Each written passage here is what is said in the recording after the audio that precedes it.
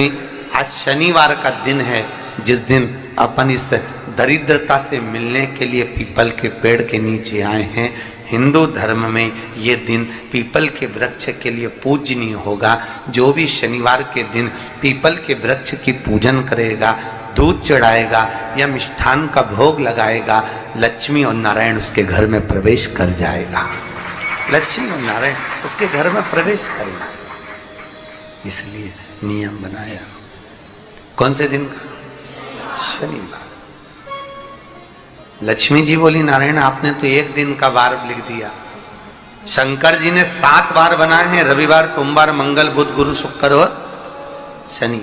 ये शिव जी ने बनाया। अब एक दिन आपने अपना बना लिया, बाकी के दिन अगर कोई इस पीपल के वृक्ष के नीचे आएगा और यहां तो दरिद्रता बैठी है, तो उसका क्या होगा?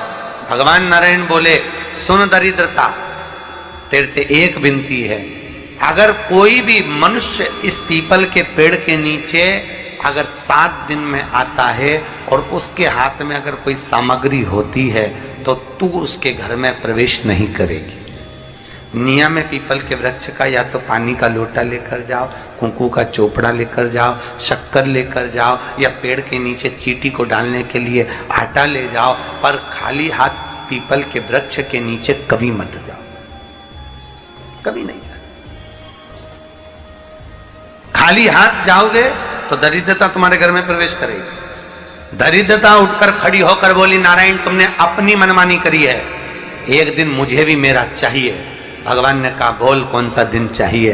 दरिद्रता कहती है, रविवार के दिन इस पीपल के वृक्ष के नीचे मैं दिन भर नृत्य करूं, इसमें रहूं, और जो यहां आए रविवार को मैं उसके घर में प्रवेश करूं। भगवान ने कहा, ठीक है। दरिद्रता, रविवार का दिन एक ऐसा दिन रहेगा जिस दिन तू इस पीपल के वृक्ष के नीचे नृत्य करेगी, और जो आएगा इस पीपल के वृक्ष के नीचे तो उसके साथ प्रवेश करेगी। मैंने तुझे वर दिया। इसलिए हमारे यहाँ केवल पीपल का वृक्ष अगर दीवार में भी लग जाता है ना, किसी की फैक्ट्री की दीवार में, किसी के घर की दीवार में पीपल का वृक्ष अगर लग जाता है, पीपल का पौधा लग जाता है, उसको कितना भी तोड़ लो वो वापिस लग जाएगा। फिर तोड़ोगे फिर लग जाएगा। अगर पीपल के पौधे को तोड़ना है तो केवल रविवार का दिन एक नींबू, एक मिर्ची और बमूल का कांटा, ये 3 चीजें रखने के बाद में आधे घंटे बाद रविवार के दिन पीपल के पेड़ को उखाड़ कर फेंक दो। दूसरी बार कभी पीपल दीवार में लगता ही नहीं, कभी नहीं लग सकता। केवल एक रविवार का, केवल एक संडे, इतवार का। घर में दीवानों पर अगर पीपल लग भी गया है, इसलिए पीपल के वृक्ष को उखाड़ने का, अगर घर में पीपल लगा हुआ है या पीपल का पौधा हमारे घर में लग गया, उसको उतारना, निकालना, लगाना, तो पीपल के वृक्ष को अगर निकाला जाता है तो रविवार के दिन, और अगर पीपल के वृक्ष को कहीं लगाया जाता है तो सोमवार के दिन या मंगलवार के दिन, बुधवार के दिन, इन दिनों में लगा सकते पीपल के वृक्ष कहीं लगाना। शनिवार का दिन एक ऐसा दिन होता है जिस दिन पीपल के वृक्ष को कहीं जाकर लगाया नहीं जाता, क्योंकि शनिवार के दिन पीपल के वृक्ष के नीचे लक्ष्मी रहती है। हम अपने हाथों से अगर पीपल का वृक्ष किसी दूसरी जगह पर शनिवार को रोपित करते हैं तो हमारे घर की लक्ष्मी अपने घर से छिन्न होकर चली जाती है। इसलिए शनिवार के दिन पीपल लगाया नहीं जाता, किसी के घर जाकर उसको वापस पलटा नहीं जाता। लग गया उसको डर। प्रभु मेरी धर्म पत्नी को कहाँ रखूं आप बताओ? वो तो जहां यज्ञ होता है, अनुष्ठान होता है, दान होता है, पुण्य होता है, सत्कर्म होता है, वहां जाने को तैयार नहीं। अब करूं क्या? भगवान ने बोला, एक काम करो। दुर्वासा जी बोले, जिसके यहां रात्रि में बर्तन झूठे पड़े रहते हो उसके घर में इस दरिद्रता को लेकर तुम प्रवेश कर जाना। जिसके यहां रात्रि में बर्तन झूठे पड़े हो वहां लेकर प्रवेश कर जाओ। दूसरी जगह दुर्वासा जी बोले, जो स्त्री घर में दोपहर के समय पर सो रही हो उसके घर में इसको लेकर प्रवेश कर जाइए। जो स्त्री दोपहर के समय में घर पर सो रही हो, इस दरिद्रता को लेकर प्रवेश कर जाइए। तीसरा, जिसके यहां पर दरवाजे पर कांटे वाले पौधे लगे हों उस घर में इस दरिद्रता को लेकर प्रवेश कर जाइए। दरिद्रता, कितनी सुंदर बात कही है। दाता और विधाता कौन कौन? दाता और विधाता, लक्ष्मी और दरिद्रता के सगे भाई हैं। कौन कौन? दाता और विधाता। दाता को फिटकरी प्रिय है, विधाता को नमक प्रिय।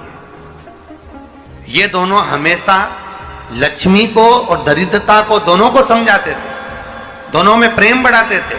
आज भी हिंदू धर्म की रीति है, यहां तो ठीक है, जिसके यहां पर भी अगर थोड़ी सी भी परेशानी होती है, थोड़ा सा क्लेश होता है, अशांति होती है, लक्ष्मी नहीं टिक रही हो, काम नहीं बन रहे हो, बहुत प्रयास करा जा रहा हो और हमारा कार्य नहीं होता, तो क्या करते हैं? फिटकरी और नमक को पानी में डाल देते हैं और घर में पोछा लगा देते हैं। आप लोगों ने आजकल फेसबुक पे भी पढ़ा होगा, व्हाट्सएप पे भी पढ़ा होगा। तो क्यों लिखा उसमें? उसका कारण ही केवल ये है कि दाता और विधाता की प्रियता उसमें।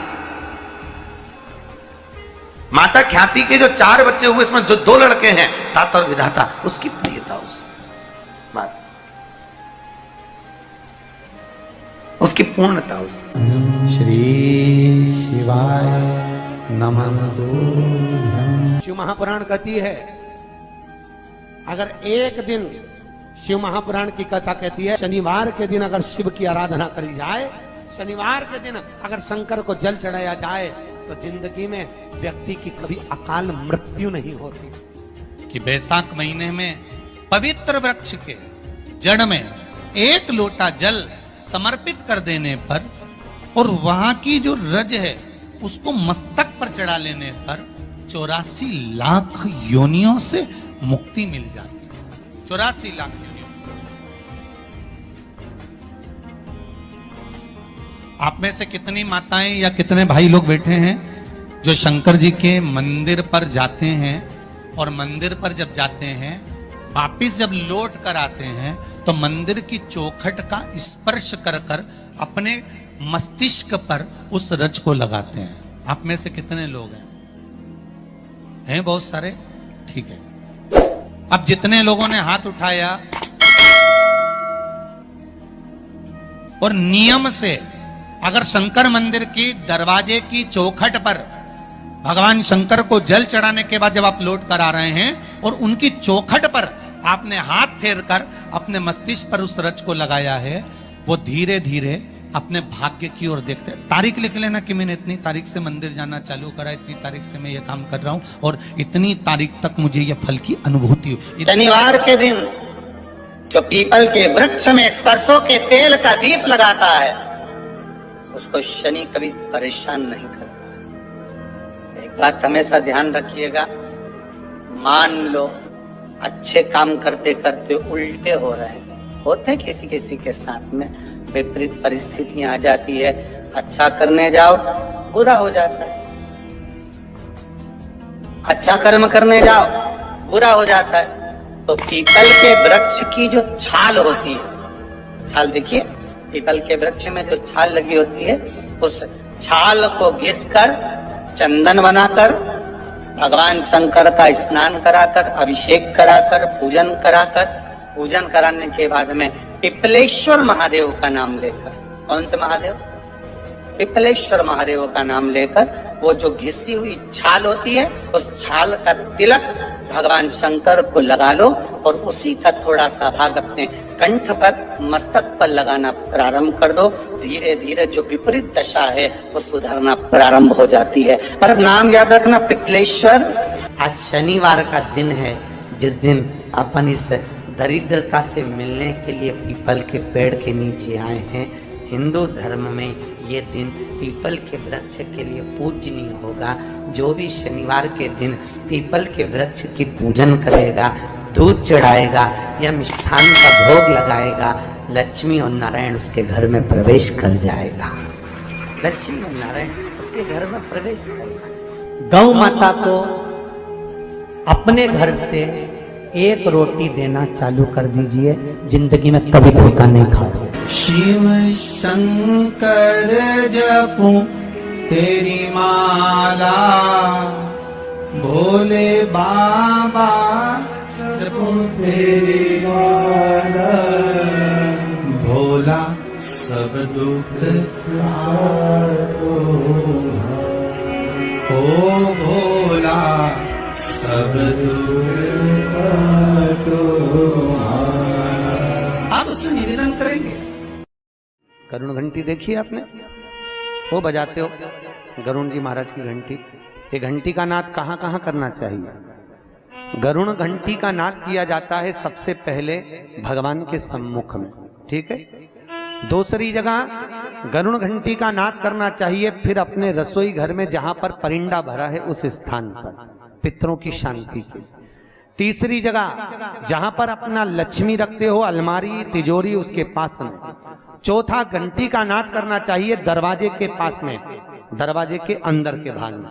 फिर पांचवा गरुण घंटी को घर के बाहर, घर से दरवाजा लांग कर बाहर खड़े होकर घंटी का नाद किया जाता है। कहते हैं जो ये 5 जगह पर घंटी का नाद करता है उसके घर में कभी संपदा की कमी नहीं होती। इतना गरुण घंटी के नाद की महत्वता है। पर दुनिया के लोग इतने आलसी हैं, बस भगवान की आरती करे तब घंटी बजाए, उसके सिवा धर दे होते। उसको मालूम ही नहीं कि घंटी कितनी जगह बजाना चाहिए, घंटी का नाद क्यों करा जाता है।